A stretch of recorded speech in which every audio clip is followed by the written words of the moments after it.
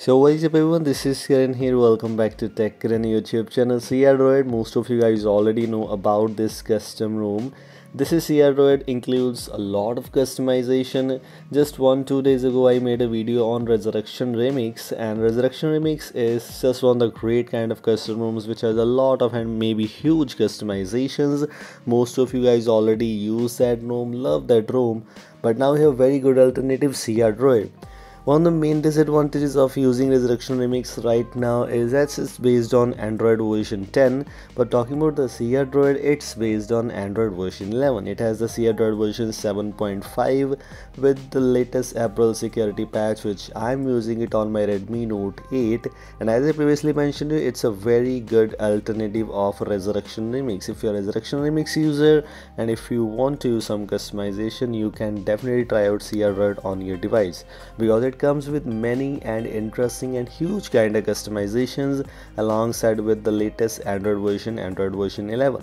It has many customizations, also including that it has very good kind of including that it has very good kind of performance. As you can see, no lags anywhere, and also I'm using it on my Redmi Note 8. With Redmi Note 8 it's just working, it's just very fluid.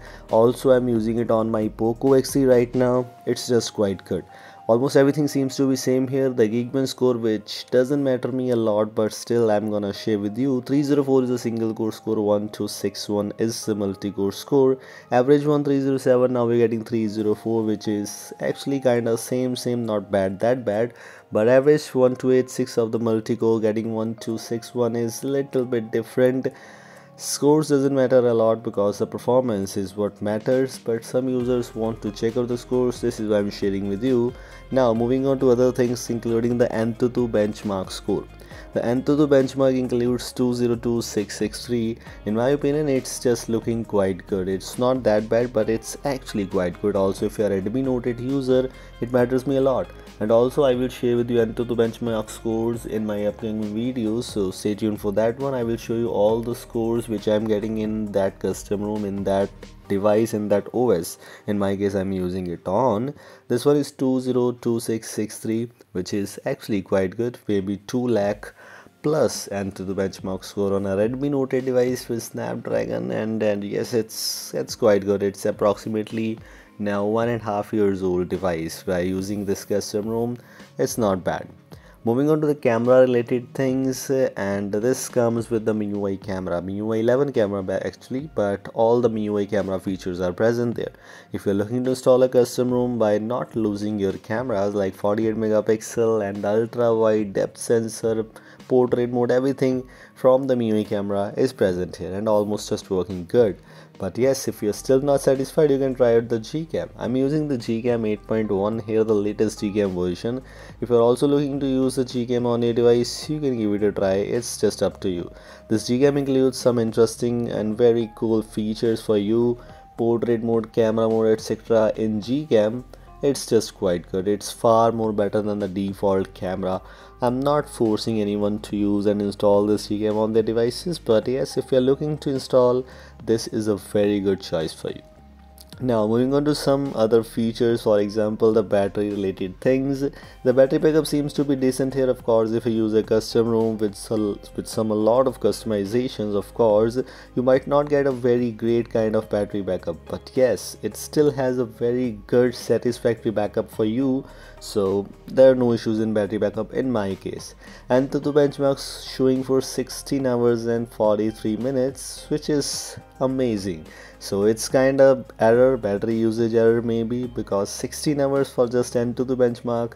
Of course I didn't use it on my device. Display related things, of course everything has same customizations like all Android version 11 based custom ROMs. Privacy, security includes everything green, but the thing is face lock, app lock, fingerprint, all of the things, all the required things are present here, including that in the default launcher it also has the app lock. So it has two kind of app locks available for you. If you don't want to use the inbuilt app locker, you can use the launcher app locker for you. Xiaomi parts is included in Redmi Note 8 device, so you have the USB fast charge option, which is one of my favorite one. I always use this feature on my device, which is just working quite good. Xiaomi parts option is available only for you. Other things are just kind of same. There are no extra changes, nothing to talk about. What we need to talk about is CrDroid settings. I'm not going to show the whole settings by the way, but CrDroid settings includes some interesting features. Customizations in status bar, customizations in status bar icons and volt related Wi-Fi icons, battery customization, some gestures customizations. Quick settings, we have some bit of customizations here too. Lock screen, navigation, we have the buttons, user interface, notifications, and many more customizations available for you. You can give it a try. The link for the CrDroid ROM for other devices, Redmi Note 8, everything is in the description. This is all. Thanks for watching. Don't forget to like and share this video. If you're new here, don't forget to subscribe me. Goodbye, have a nice day.